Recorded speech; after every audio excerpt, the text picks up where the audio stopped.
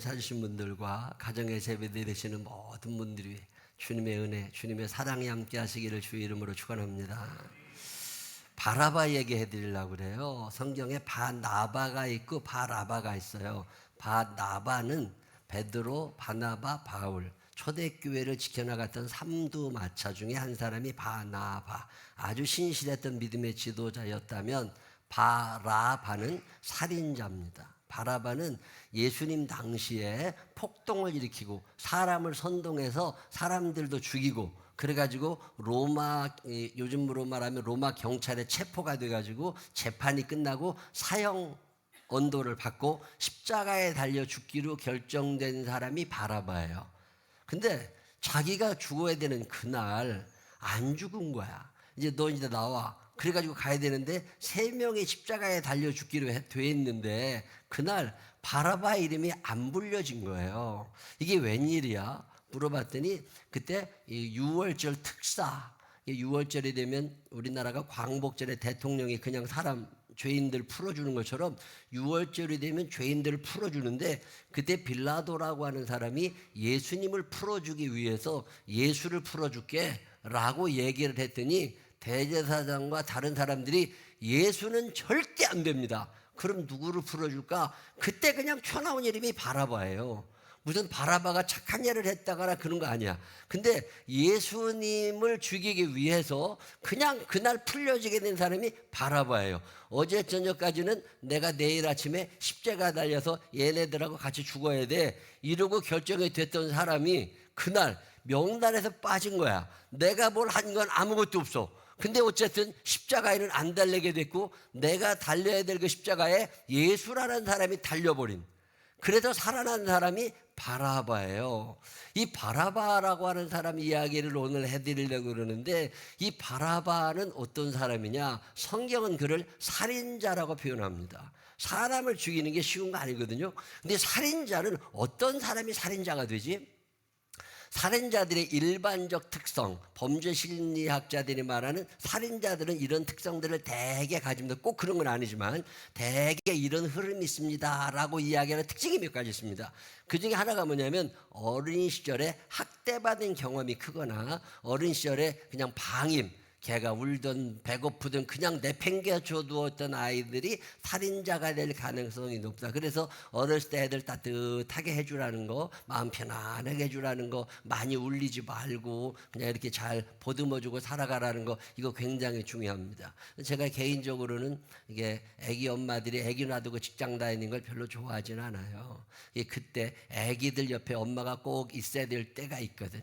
이제 나이가 조금 들면 엄마가 오는 게 귀찮아 애들이. 그래서 엄마 어디 안 가? 이런 거 자꾸 물어보고 내보내려고 그런다고. 그럴 때는 엄마가 없어도 돼. 근데 어렸을 때는 애기들 옆에 엄마가 꼭 있어야 될 때가 있거든. 그때 애를 돌보지 않았던 때, 이런 아이들이 성장하게 되면 나중에 범죄자가 될 가능성이 있다. 그래서 혹시나 여러분 애기들 어릴 때 막 기르는 사람들 있잖아요. 지금이라도 안 늦었어. 엄마가 너 아직은 이뻐해. 그리고 계속 다가갈 필요가 있다는 거. 이거 그냥 방치해두면요, 학대받은 경험, 폭행을 당했던 경험, 욕을 많이 먹었던 경험, 이 억울한 감정, 분노를 갖고 자라가게 되는데, 이렇게 자라는 아이들이 되게 분노 조절 능력이 떨어집니다. 옛날 말에 칼만 잡으면 욱하는 성격이 있다는 사람도 있잖아요. 이거 그 칼 치워야 됩니다. 괜히 옆에 뭐 있으면 괜히 찌르고 싶은 사람들 생겨나. 이런 사람들이 분노 조절을 잘 안 됩니다. 억울한 감정이 많아지고요, 어떤 자극이 들어오면 그냥 발산돼 버리죠. 이런 사람들 조심해야 되죠. 반사회적 성향, 다 싫어. 국가가 돌아가는 게 싫고, 회사가 돌아가는 게 싫고, 가정이 돌아가는 게 싫고, 마음에 드는 게 하나도 없어. 이런 사람들 있잖아요. 이거 굉장히 위험해질 수 있습니다. 관계 능력이 굉장히 떨어집니다. 이런 사람들. 누가 나랑 같이 친해지는 게 싫고, 내가 저 사람에게 다가가는 것도 싫어가지고 혼술, 혼밥, 혼자 있는 거 좋아하고, 이런 사람들 있잖아요. 이거 굉장히 범죄에 노출되기가 쉽습니다. 하나님이 인간을 만드실 때 더불어 살아가라고 만드셨거든요. 같이 살아가는 세상이 아름다운 세상인데, 이렇게 같이 살아가는 게 싫어. 그리고 늘 혼자 있고 싶어. 이런 사람들 은밀한 중에 죄를 지을 수 있습니다. 마귀는 우리를 그만 가냥 두지 않아요. 늘 괴롭히고 죄 지을 기회를 계속 제공합니다. 이 죄 지을 기회가 제공이 되면 언제라도 죄인으로 변할 수 있는 사람들, 이런 특징들을 가지고 있다네요. 두 번째로 바라바를 성경은 어떻게 표현하느냐면 죄를 가볍게 여기는 사람들이에요. 이거 굉장히 소홀히 여기시면 안 됩니다. 악은 그 모양이라도 버리라고 그러는데 제가요 신호등을 굉장히 소중하게 생각합니다.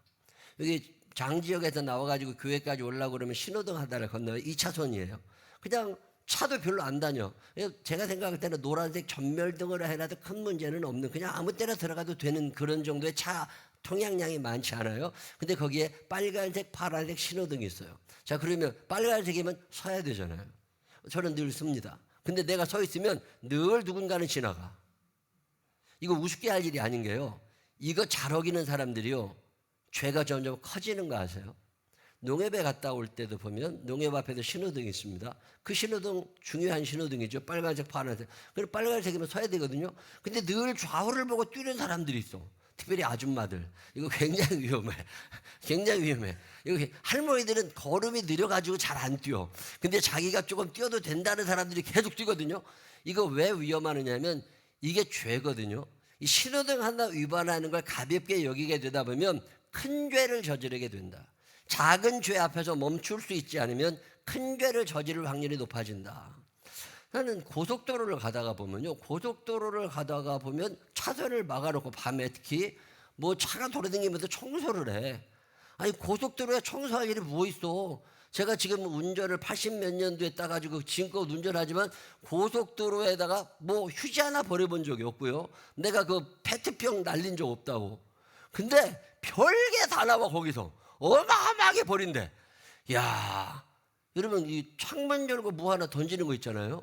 이거 우습게 생각하면 안 됩니다. 이런 사람들이요 언제든지 큰 죄 지을 수 있습니다. 작은 죄 앞에 나를 막지 않으면 큰 죄의 유혹을 이겨낼 수 없다는 걸 아셔야 돼. 그래서 성경은 악은 그 모양이라도 버리라고 그러는 거거든요. 아니, 담배를 피고 그냥 버려. 아니 그 다른 휴지다 싸면 안 되나? 뭐 주머니에 뭐 이렇게 버려. 이거 모아뒀다가 나중에 갖다 버리면 되잖아요. 저는 음료수 같은 걸 먹다가 거리에 버리는 적이 없습니다. 왜? 이걸 버리는 순간 내가 더 큰 죄에 노출이 된다는 걸 아셔야 돼. 그러니까 그냥 가능하면 들고 다니다가 쓰레기 버릴 만한 데 갖다가 버리는 거, 그게 죄를 가볍게 여기는 사람들은요 하찮게 그냥 죄를 짓고 살아. 이거 절대 안 됩니다. 작은 거짓말 하는 사람 큰 거짓말 하게 되고요, 바늘도둑이 뭐가 되는 거예요? 소도둑질 하는 거예요. 이게 점점 커지게 돼 있다. 그래서 악은 모양이라도 버려야 되는데 바라바 같은 사람들은요 이 작은 죄를 우습게 합니다. 이 정도야 뭐 남들도 다 아는데 아무도 없어, 이런 사람들 있잖아요. 이거 큰일 날 짓 하는 거거든요. 이 작은 죄를 잠재워버리지 않으면 반드시 그건 살아나게 된다. 이 내 안에 이 죄가 자라나고 있다는 걸 아셔야 돼요. 우체통 있잖아요. 우체통. 우체국에 있는 사람을 한번 만나가지고 배달 집배원을 만나가지고 이런저런 얘기를 하다가 궁금해가지고 우체통 안에는 소포가 많이 들어있냐, 뭐 편지가 많이 들어있냐 그런 거 물어봤거든요. 뭐가 이렇게 들어있냐고 그랬더니 쓰레기가 제일 많이 들어있대. 그래가지고 아니 그게 웬일이냐고 그러니 거기다 뭘 버리냐고 그랬더니 그 구멍 안에 들어갈 수 있는 모든 쓰레기는 다 거기 들어가 있대. 그래서 우체국 집배원들이 하는 일이 일단은 편지를 쓰고 하는 일이 아니라 쓰레기를 치우고 다음에 편지를. 난 한 번도 버려본 적 없어. 거기에 버린 사람들 있지. 그래도 예수 믿는 사람들은 아니 왜 그러고 살아 인생을. 작은 죄를 이거 심각하게 생각하지 않으면 점점 커진다는 걸 아셔야 돼. 이런 사람들의 특징이 책임 전가, 내 책임이 아니라는 거야. 뭐 나라가 잘못된 거지, 학교가 잘못된 거지, 회사가 잘못된 거지, 엄마 아버지가 이래서 그런 거지, 내가 어렸을 때 이래서 그런 거지, 늘 남 탓하고 산다는 거예요. 이런 사람들은요 죄를 작게 봅니다. 그래서 자기가 죄를 정당화한다는 거예요. 이거 안 됩니다. 큰일 날 사람들이에요. 공감 능력이 떨어져. 내가 쓰레기를 버리면 누군가 그것 때문에 치워야 되잖아. 내가 욕을 하고 내가 막 분노를 하면 누군가 그것 때문에 상처를 받아야 되잖아. 이런 생각을 전혀 못하는 사람들이죠. 자기밖에 모르는 사람들인 거지. 이거 큰일 납니다. 공동체성이 굉장히 떨어져요. 반사회적인 사람들이죠. 충동적이야. 자기 통제력이 안 됩니다. 기회만 있으면 언제라도 죄 지을 수가 있어. 이거 위험합니다. 공격적 성향이요. 사람들에게 다 있습니다. 근데 이게 표출되는 사람들이 있어요. 특별히 사춘기를 지나면서 이게 점점 자라기 시작해가지고 청년의 때 뭐 30대 폭발하기 시작하죠. 이거 공격적 성향이 내 안에 있다. 있지요. 없는 사람이 어디 있겠어요. 이거 굉장히 조심해야 됩니다. 이런 사람들은요, 자기 변명이 많아. 자존심이 강하고 자존감은 떨어져. 그래가지고 누가 자기한테 기분 나쁜 소리 하잖아요. 그러면 막 뭐라 그래. 아, 뭘 그럴 거 있어. 그런가. 그랬다나. 말했다나. 그냥 그런가 보다. 그리고 그냥 지나가면 되거든. 근데 그걸 꼭 시비를 붙어야 돼. 이게 공격 성향을 가진 사람들이요, 요거 범죄자가 될 가능성이 굉장히 높은 사람이에요. 준법 정신이 점점 떨어집니다. 우습게 알아요. 작은 죄 하나하나를 우습게 알아. 도덕적 기준이 상당히 낮습니다. 이거 안 돼. 아니 그 정도야 괜찮지. 이런 생각하고요. 그게 나한테 불리해? 그럼 법이라도 받고. 그래서라도 늘 죄를 짓고 살고 싶은 사람들. 이런 사람들이 세상에 너무 많은 거죠. 이게 바라바예요. 자, 그러면 그렇게 보면 내 안에도 바라바가 있어. 바라바만 나쁜 놈이 아니라 내 안에도 바라바가 사는데 내 안에 하이드가 사는 거죠. 내 안에 어둠이 살고 있는 거죠. 근데 상황이 아직은 괜찮아. 좋은 집안에서 태어났고 교육받았고 교회 다니고 그러다 보니까 이게 조금 숨겨져 있는 거지, 내 안에 있는 쓴뿌리가 다 없어진 건 아니란 말이에요. 내가 그런 상황에 노출이 되면 나도 얼마든지 바라바가 될 수 있는 그런 상황 속에 우리가 살아가고 있는 거잖아요. 오늘 성경이 이런 얘기를 하는 거예요. 바라바만 죄인이 아니라는 거예요. 바라바만 십자가에 달릴 사람이 아니라 내 안에도 그런 성향이 얼마든지 있다는 거죠. 자, 성경은 이것을 좀 구체적으로 표현을 합니다. 우리가 짓고 있는 죄들에게는 어떤 죄들이 있을까? 자, 제일 큰 죄 중에 하나가 불순종이라는 죄예요. 죄를 짓고는 있는데 이게 죄인지도 모르고 짓고 있습니다. 다음 페이지 죄의 정복된 불순종. 사무엘상에 나오는 유명한 얘기죠. 내가 하나님의 말씀을 거절하지만 뭐 이 정도에 괜찮지 않을까? 이런 생각이 우리 안에. 하나님을 저주하는 사람도 있습니다. 레위기 24장 15절에 보면 유명한 구절인데 한번 읽어볼까요? 시작. 너는 이스라엘 자손에게 말하이르라. 누구든지 그의 하나님을 더도하면 죄를 담당할 것이요. 이게 하나님을 내가 언제 그래 이럴 수 있지만 살다 보면 애가 공부를 못하고 애가 말도 안 듣고 그러는데 제가 교회만 다니지 공부를 한 게 뭐 있냐고, 이런 생각 자체가 내 안에 하나님을 무시하는 성향이 있는 거예요. 우리 주변에도 이런 사람은 의외로 많이 있습니다. 어떤 책임을 하나님에게 자꾸 돌리면서 다 하나님을 원망하고 싶은 거지. 이거 하지 말라는 거. 이것도 다 죄가 된다는 거야. 우리가 그분의 뜻을 알지 못하는 거지. 하나님의 사랑하심과 하나님의 선하심은 여전히 우리와 함께 진행되고 있음을 믿으시기를 바랍니다. 자녀들이 부모를 저주하는 사람, 부모님들의 그 큰 뜻을 모를 경우가 얼마나 많아요. 하나님께도 마찬가지죠. 또 다른 죄들, 예배를 멸시하는 거. 저는 이거 참 굉장히 나중에 깨달았습니다. 아주 어렸을 때 이거 예배가 그렇게 소중한 걸 알았다면 예배 좀 잘 드릴 걸. 지금 많이 후회하는 것 중에 하나가 내가 왜 중고등학교 다니고 청년 다니고 이게 30대 살면서 예배가 그렇게 예배를 많이 드리다 보니까 예배가 지겨워. 예배가 소홀히 여겨져. 이번 한 번은 좀 안 들었으면 좋겠고, 어떻게 예배 때마다 정신 똑바로 차려. 그냥 이럴 때가 너무 많았던 거예요. 근데 성경에 보면 예배를 하나님은 굉장히 소중하게 생각하십니다. 하루 세 끼 밥을 먹으니까 오늘은 대강 먹자. 뭐 이런 사람이 있다 보면 계속 대강 먹게 돼. 그러다 보면 병나게도 있거든요. 한 끼 한 끼를 그냥 최선을 다해서 먹는 사람들 있죠. 아프지도 않아. 이 식탐이라고 할 만큼 최선을 다해 먹는 사람들 아파도 금방 나. 이게 한 끼 한 끼의 식사가 얼마나 중요해. 그 한 번 한 번의 예배가 얼마나 중요해요. 자, 사무엘상 2장 17절인데 한번 읽어볼까요? 시작.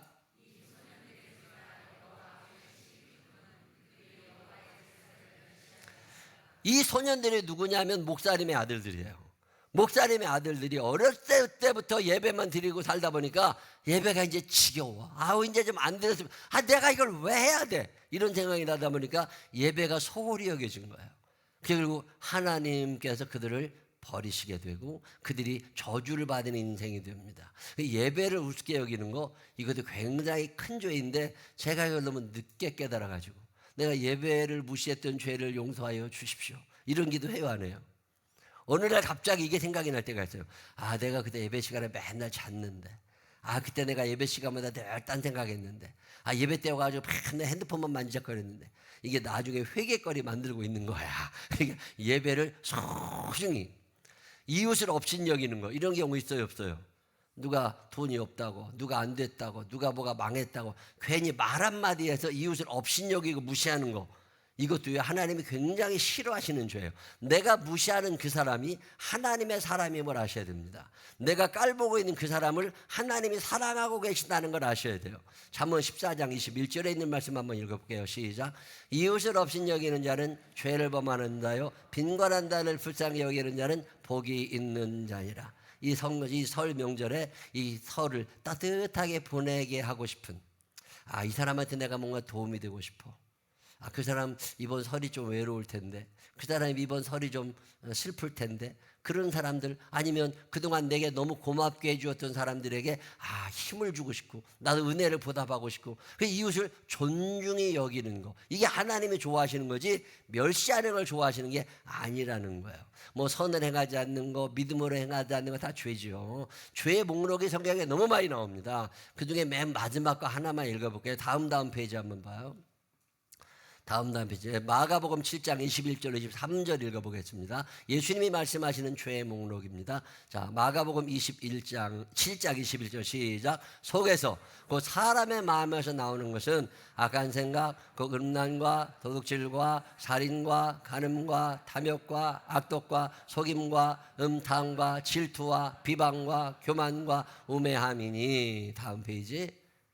이 모든 악한 것이 다 속에서 나와서 사람을 더럽게 하느니라.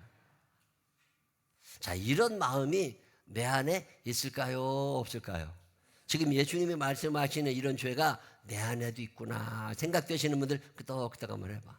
이게 오늘 우리의 모습이에요. 자, 그럼 이게 누구냐면 바라바인 거야. 자, 이게 왜 우리 안에 있느냐면 마귀라는 놈이 우리 안에 죄를 심어줘요. 죄를 자꾸만 죄를 짓게 해서 우리를 지옥으로 끌고 가. 이걸 3세기의 유명한 목사님이었던 오르겐이라는 사람의 랜섬머니라는 단어로 설명을 합니다. 이게 어떤 거냐면 유괴범이 유괴 아기를 데리고 와가지고 부모에게 돈을 요구하는, 이 돈을 랜섬머니라고 그래요. 유괴범에게 줘야 되는 돈. 지금 마귀가 이구영이라는 사람을 잡아다가 마귀의 포로로 만들어가지고 죄를 짓게 한 거야. 그랬더니 하나님께서 야, 걔 지옥 데려가면 안 돼. 내가 걔가 필요해. 내가 걔를 사랑하니까 걔 풀어줘. 그리고 얘기를 하나님께서 하시니까 마귀가 뭘 요구하는 거예요. 그러면 당신의 아들을 나한테 데려와. 그럼 내가 얘를 풀어줄게. 뭐 이런 거거든요. 그런데 하나님께서 아들 예수 그리스도를 보내주시면서 나하고 바꾸셨다는 거예요. 이걸 랜섬머니라고, 유괴범에게 돈을 주는 것처럼 하나님께서 마귀에게 당신의 아들을 맡기시고 나를 풀어주셨다고 설명을 하는 거거든요. 그래서 베드로전서 2장 24절이 이렇게 얘기합니다. 한번 읽어볼까요? 베드로전서 2장 24절 읽어보겠습니다. 베드로전서 2장 24절 다 통과해서 그것만 보여줘. 시작. 친히 나무에 달려 그 몸으로 우리 죄를 담당하셨으니 이는 우리로 죄에 대하여 죽고. 자, 예수님께서 끌려가 있는 나를 위해서 당신이 십자가를 대신 선택하셨으니까 바라바를 살려내고 당신이 십자가를 차지하셨기 때문에 이제 바라바는 살아난 거예요. 나는 살아났어. 그러면 더 죄를 지어야 돼, 안 지어야 돼요? 이제 너는 죄 짓지 말고 죄에 대하여는 죽은 자처럼 살고 의로운, 예수님이 사셨을 때라면, 예수님이라면 의롭게 사셨을 텐데 그분이 나 대신 돌아가신 거니까 그분이 가셔야 될 그 길을 네가 대신 가라는 거예요. 너는 생명이 있으니까, 이제 살아났으니까 돌아가신 예수님께서 못다 하신 사역을 네가 감당하라는 거죠. 그게 베드로전서 2장 24절에 나는 뭐에 대하여는 죽고 죄에 대하여는 죽은 자처럼 살아.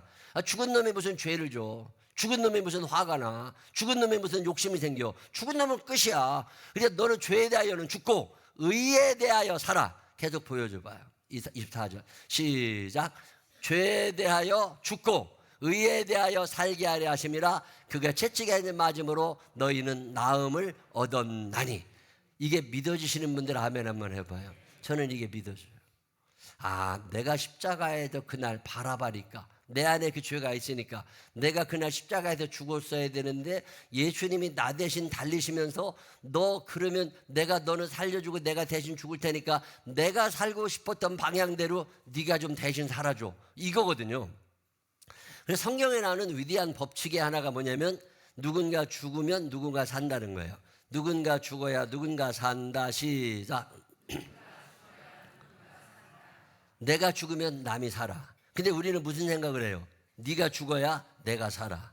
자, 네가 죽어야 내가 사는 거예요? 내가 죽어야 네가 사는 거예요? 좀 크게 얘기해봐. 입이 안 떨어지나 봐. 저놈 죽고 내가 살아야 되는데. 남편을 뜯어먹어야 돼요? 남편으로 위해서 내가 헌신을 해야 돼요? 말도 못하네. 이게 지금 큰일 날 사람들이요. 내가 죽고 남편이 살아야 되는데 남편 뜯어먹고 내가 살고 싶은 거지. 이게 문제가 심각하다니까. 바라바가 살기 위해서는 예수님이 돌아가시는 거예요. 예수님 돌아가시고 바라바가 살고. 에덴 동산에도 죄는 누가 졌는데? 아담과 하와가 지었는데, 아담과 하와가 짊어져야 될 죄의 삭슬, 죄의 값은 사망이라. 이 값을 누가 치러요? 어떤 짐승 한 마리를 통하여 대신 치르게 하시고 그 짐승이 죽고 아담과 하와가 살아납니다. 에덴 동산 밖에서 살잖아요. 이삭이라고 하는 사람이 죽어야 되는데 그날 하나님이 아브라함이 이삭을 죽이려고 할 때 이삭을 살리신다라고 순양을 대신 죽이셔서 순양은 죽고 이삭은 살고. 저는 야곱의 이야기가 참 마음에 와닿은 적이 있습니다. 야곱에게는 12명의 아들이 있었습니다. 근데 그 중에 베냐민과 요셉 두 아들을 야곱은 자기의 아들이라고 생각했어요. 나머지 10명의 아들은 아들로 취급을 안 했습니다. 얼마나 편애가 심했던 사람이냐면 10명의 아들을 향하여 내 아들 요셉과 베냐민, 내 아들 베냐민, 너희들은 내 아들이 아니야. 이게 야곱의 일생이에요. 그래서 야곱은 베냐민과 요셉밖에 몰랐는데 어느 날 요셉이 죽은 거죠. 요셉이 죽었는데 아무래도 이 10명의 형들이 요셉을 죽인 것 같은 찝찝함이 남아있어. 그래서 야곱은 평생 베냐민을 지키고 싶었습니다. 베냐민 하나에 온 정성을 기리. 그래서 베냐민과 함께 잘 살아왔는데 어느 날 가뭄이 드는 거죠. 흉년이 이어지면서 10명의 형들, 10명의 아들들이 애굽에 갔다 오면서 엄청난 얘기 하나를 합니다. 거기에 애굽에 총리가 있는데 이 총리가 다음번 쌀을 사러 올 때 베냐민을 데려오면 쌀을 주고 베냐민을 안 데려오면 쌀을 안 준다는 거예요. 그러면서 둘째 아들 시므온을 볼모로 잡았다는 거예요. 야곱이 충격을 받습니다. 자, 이제 세월이 지나서 곡식이 점점 떨어지고 굶게 됐어요.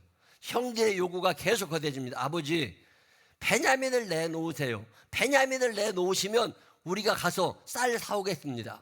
그건 형들의 얘기지. 야곱은 지금 무슨 생각을 하는 거예요? 이놈들이 또 요셉을 죽인 것처럼 베냐민을 죽이려고 절대 못 내놓는다. 그리고 끝까지 버티던 야곱이 어느 날 그의 어머니 리브가를 생각한 것 같습니다. 리브가가 누군 줄 아세요? 이삭의 아내 리브가, 그리고 야곱과 에서의 엄마가 리브가예요. 리브가는 야곱을 편애했습니다. 야곱을 너무 이뻐했어요. 근데 아버지 이삭이, 남편 이삭이 큰아들 에서에게 모든 걸 물려주려고 할 때 리브가가 머리를 씁니다. 안 된다. 이거 야곱이 받아야 된다. 그래서 야곱과 짜고 아버지를 이삭을 속이고 에서를 속이고 야곱이 모든 것을 물려받을 수 있도록 축복 기도를 받게 해줍니다. 그때 야곱이 벌벌 떱니다. 엄마, 이건 아니지. 이거 나중에 걸리면 큰일 나고 이건 하나님이 기뻐하지 않으시고 온갖 저주가 우리에게 임해. 차라리 나 하지 않을래. 야곱이 거절합니다. 그때 리브가가 뭐라고 그래요? 모든 저주와 모든 화는 엄마가 다 받을 테니까 너는 살아. 나는 죽을 테니까 네가 살아. 그리고서 리브가가 모든 저주를 떠안기로 하고 야곱에게 축복을 몰아줍니다. 그 엄마의 희생, 엄마의 죽음, 이것 때문에 야곱이 잘 살고 있는 거거든요. 어쩌면 그날 야곱은 이 생각이 떠올랐었던 것 같아요. 이제 야곱은 어마어마한 결심을 하게 됩니다. 절대 놓고 싶지 않았던 베냐민, 그래, 이 베냐민이 죽으면 온 가족이 산다면 내가 죽어야지. 그래서 야곱은 포기하기 시작합니다. 그리고 베냐민을 내어줘요. 베냐민이 죽으면 다 사니까. 이건 야곱의 일생에 어마어마한 반전입니다. 결국 야곱은 베냐민을 포기하게 됐는데 그 모든 과정을 지켜보신 하나님께서 야곱을 죽이지 않으시고 베냐민을 죽이지 않으시고 이 야곱의 결단을 기쁘게 받으시는 하나님께서 다 살려내십니다. 요셉도 만나게 하시고, 죽은 줄 알았던 요셉도 만나게 하시고, 감옥에 갇혔던 시몬도 돌아오게 하시고 다 살려주세요. 오늘 바라바가 이걸 깨닫습니다. 아, 내가 죽어야 될 자리에 예수님이 달리셨구나. 그러면 나는 이제 어떻게 살아가야 될까? 예수님이 가셔야 될 그 길을 내가 가야 되는 거 아니야? 여러분, 로마서 읽어보시면 거기에 바라바의 아내 그리고 바라바의 자녀들의 이름이 나오고요, 마가복음에도 읽어보면 바라바의 아내, 바라바의 아들들의 이름이 나옵니다. 그 말은 무슨 얘기냐면 초대교회, 그 교회가 막 태동하는 시대에 굉장히 중요한 교회 헌신적인 일꾼 가운데 바라바의 가문이 있었다는 거예요. 바라바의 아내가 바울 목사님에게 친엄마 같은 사람이 됩니다. 바울 목사님이 로마 교회에 보낸 편지에 로마서 16장에 그의 이름을 거론하면서 내 어머니 같은 사람이다. 너네들 그 사람 무시하지 말고 잘 돌보아 주어라. 나는 그분들 때문에 신앙생활 잘하고 있다. 이런 고백을 합니다. 죽을 준비가 되어 있을까? 제가 지난번에 재미나는 얘기 하나 들었어요. 배추가 김치가 되는데 몇 번 죽는 줄 아세요? 배추가 김치가 되는데 몇 번 죽어요? 자, 배추가 김치가 되려면 첫 번째 어디서 죽어야 돼? 밭에서 뽑아 올리는 순간 죽은 놈이야, 이놈이. 근데 이 죽은 놈을 어떻게 해요? 칼로 또 잘라가지고 또 죽여. 2번 죽었어. 그 다음에 또 어떻게 해요? 이걸 소금물에다가 담겨 익사를 시켜. 완전 물에 빠쳐 죽여. 그 다음에 또 어떻게 해요? 끓여가지고 고춧가루를 팍 부어가지고서 메워 죽여. 그 다음에 어떻게 해요? 또 그거를 봉지다 넣어가지고서 다라에다가 넣어가지고 꽁꽁 찍으면 압사시켜 죽여. 숨 막혀서 죽여. 그게 끝이 아니에요. 여기까지 몇 번 죽었어요? 뽑힐 때 죽고, 자를 때 죽고, 익사해서 죽고, 메워 죽고, 압사돼서 죽고, 죽은 놈을 이번에 어떻게 해요? 이제 끓여가지고 도마에다 올려놓고 칼로 또 죽여. 칼로 죽인 다음에 어떻게 해요? 입에다 대서 이빨로 씹어 죽여. 그래가지고 배추가 김치가 되는데 7번 죽는데, 자, 배추가 김치가 되는데 7번을 죽어가지고 내 입에 들어가서 나를 살리는 거야. 그러면 여러분은 몇 번 죽어야 돼? 내가 몇 번 죽으면 남편이 살고 애들이 살고 가정이 살고 교회가 살고 다 살아날까? 그래서 바울 목사님이 뭐라고 그래요? 나는 날마다 죽노라. 내가 매일 살아나니까 내 주변에 있는 사람이 너무 많이 죽어. 차라리 내가 죽으니까 옆에 있는 사람들이 다 살아나더라는 거예요. 그래서 나는 죽고 예수는 살고, 나는 죽고 교회가 살고, 나는 죽고 가정이 살고, 이게 그리스도인의 길인데 우리는 너네 다 죽어, 내가 살아야 되니까 이러고 살아가는 거잖아요. 자, 누가 죽어야 되냐고 물을 때 제가 여기 있습니다, 저를 죽여주십시오, 이런 사람이 몇이나 되느냐고. 나는 이 얘기를 들은 다음에 김치 먹을 때마다 7번 죽었는데 나도 죽어야 되는데, 이런 생각이, 김치를 차라리 안 먹고 단무지를 먹을까, 이런 생각이 듭니다. 이게 우리가 살아가는 동안에 날마다 죽을 줄 아느냐. 예수님이 돌아가시고 바라바가 살고, 그래도 바라바가 예수님이 가셔야 될 그 길에 자기가 서서 자기 온 가족을 예수 믿게 하고 나 대신 돌아가신 그분을 위해서 자신의 삶을 헌신한 사람이 바라바예요. 자, 그렇게 보면 오늘 나 대신 돌아가신 예수님, 내가 달려야 될 그 자리에 예수님이 달리셨다는 게 믿어지는 우리들은 어떤 인생을 살아가야 할까? 날마다 죽노라. 죽은 놈은 분노가 없어요. 죽은 놈은 욕심이 없어요. 죽은 놈은 남이 와서 건드려도 대꾸도 하지 않아.